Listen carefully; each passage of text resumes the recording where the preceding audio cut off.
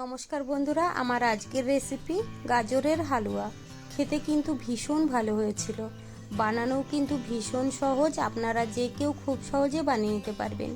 বন্ধুরা, গাজরের হালুয়াটা বানিয়েছি মাওয়া ছাড়াই। খেতে কিন্তু ভীষণ ভালো হয়েছিল। কম খরচে আপনারাও কিন্তু যখন তখন বাড়িতে বানিয়ে নিতে পারেন। চলুন তাহলে শুরু করা যাক। এখানে নিয়েছি আমি 600 গ্রাম গাজর।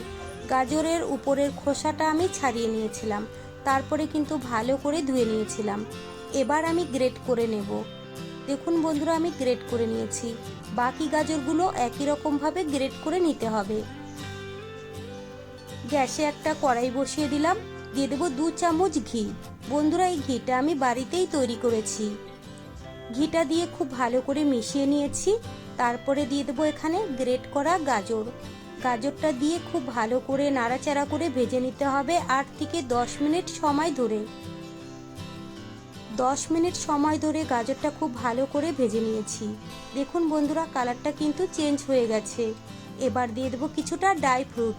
এখানে নিয়েছি কিশমিশ, কাজু আর বাদাম। কাজু আর বাদামটা আমি পাটায় বেটে নিয়েছিলাম। এইভাবে পাটায় বেটে নিয়ে হালুয়ার মধ্যে দিলে খেতে কিন্তু ভীষণ ভালো লাগে। আর দিয়েছি সামান্য একটু এলাচের গুঁড়ো। এলাচের গুঁড়োটা দিয়ে আবারও কিন্তু ভালো করে মিশিয়ে নিলাম। এবার দিয়ে দেবো চিনি। এখানে নিয়েছি আমি 125 গ্রাম চিনি। আমি এখানে 125 গ্রাম দিয়েছি, তোমরা চাইলে কিন্তু কম বেশি করে নিতে পারো। নাড়াচাড়া করে ঢেকে রাখতে হবে 5 থেকে 6 মিনিটের জন্য।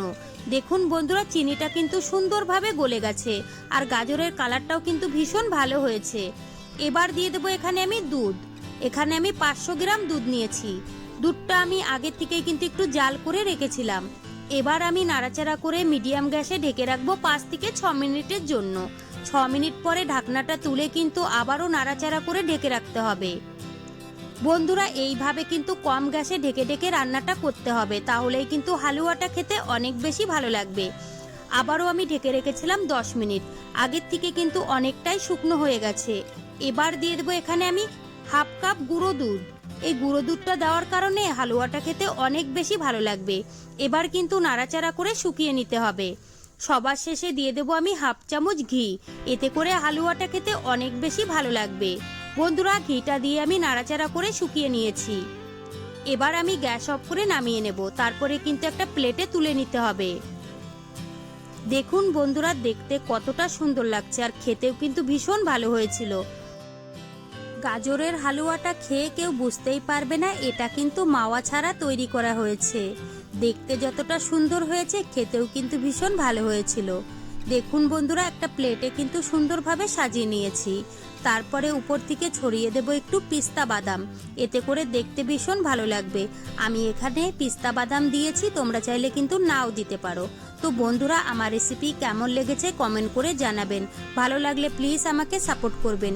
বাড়িতে বানালে কমেন্টে জানাতে ভুলবেন না খেয়ে আপনাদের কেমন লেগেছে।